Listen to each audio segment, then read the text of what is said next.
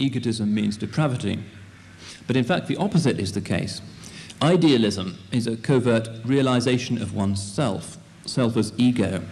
It is egotism of the type that leads Peer Gynt, another figure in Ibsen's plays, to see a slovenly woman riding on a pig and to regard her as a princess simply because at that moment what he needs is a princess.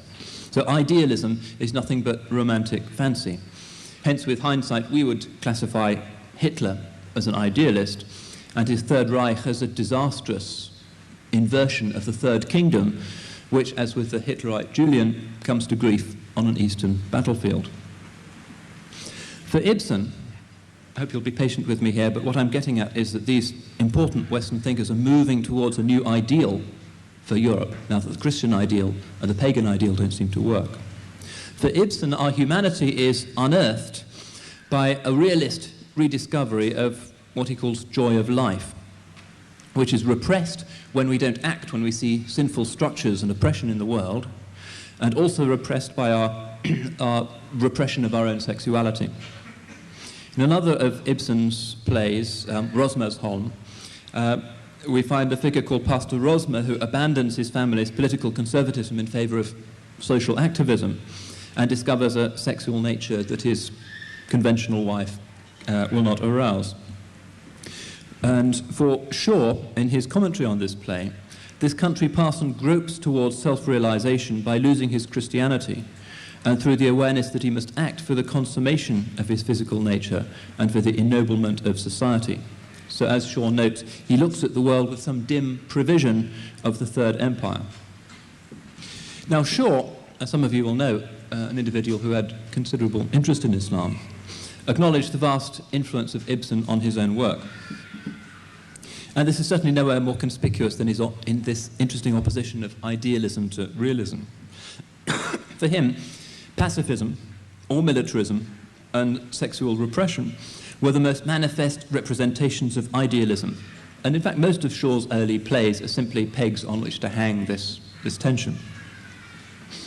Of course, Shaw was aware of the inadequacy of his own free-thinking, agnostic, Fabian, socialistic response. It was not clear to him or anybody in his circle how you could achieve sexual liberation without arriving at libertinism. However, his most ambitious play, a play which I think is hugely important for Muslims, and certainly as important to him as Emperor and Galilean had been for Ibsen in holding up what the modern post-Christian European can regard as an ideal person. His supreme play was conceived as a vehicle for this kind of Shavian Superman. His biographer, Hesketh Pearson, writes as follows: "For many years, this was 1913, Shaw had been meditating a play on a prophet. The militant saint was a type more congenial to his nature than any other, a type he thoroughly sympathized with and could therefore portray with unfailing insight. In all history, the one person who exactly answered his requirements, who would have made the perfect Shavian hero, was Muhammad." And in his diary for 1913, we find Shaw writing, "I had long desired to dramatize the life of Muhammad, but the possibility of a protest from the Turkish ambassador, or the fear of it causing the Lord Chamberlain to refuse to license such a play, deterred me."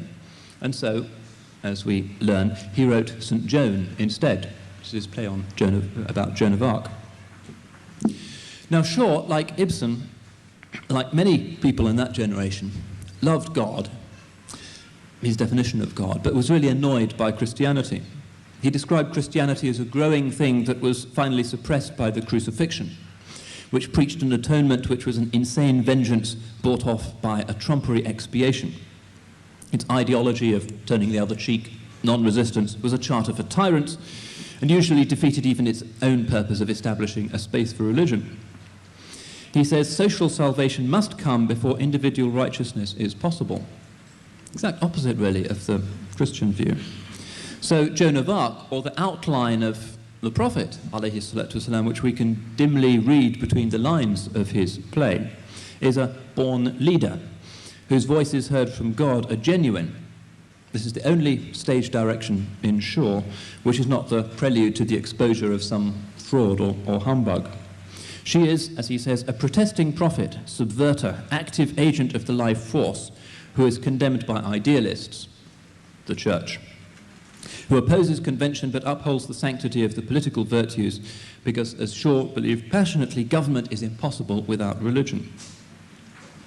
Now, the Islamic resonances are very clear in this, and we're not surprised to learn that St. Joan was actually composed while Shaw was copy-editing T.E. Lawrence's book, Seven Pillars of Wisdom, with its tales of Arabian derring-do. Now, this kind of 20th century convergence between Rasulullah sallallahu alayhi wasallam, the Muslim prophet, and European post-Christian ideals, the missing person in their landscape that they were looking for, has of course a lot to do with Romanticism. And there's an Enlightenment notion of the noble savage at work here, which is actually not wholly alien to the Muslim case. Medieval Christians like Aquinas had condemned what they call the garden of nature, which the Prophet ﷺ announced. Thinkers alienated in the 19th century and beyond from doctrines of original sin and the worthlessness and fallenness of the body and the world actually found his naturalism, which is probably a better word than Shaw's realism, actually rather attractive. Remember, during the Mi'raj, Jibreel alayhi salam offers Rasulullah sallallahu alayhi wasallam a cup of wine and a cup of milk. And he chooses the milk, at which the angel exclaims, Hudita lil fitra, you have been guided to the fitra, to nature, to what is primordial and natural.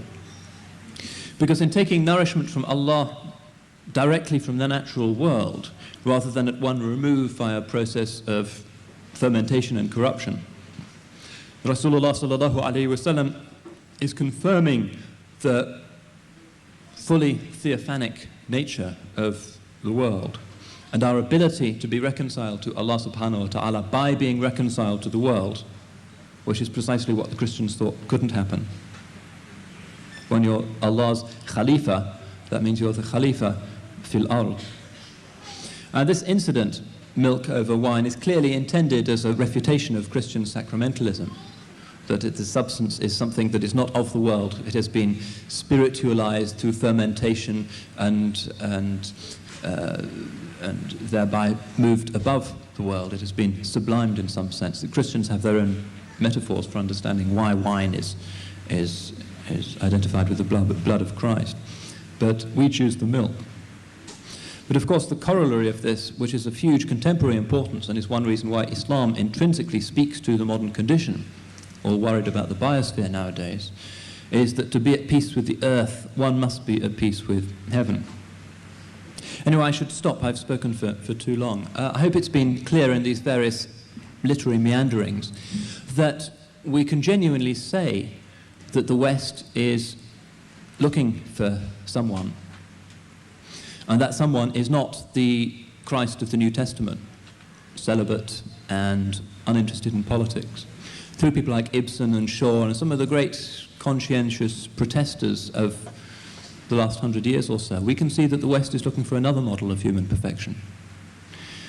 The man who indeed existed, who brought into being the third kingdom, Pan and Logos, Logos in Pan, where flesh and spirit were held in harmony rather than in a state of perpetual warfare.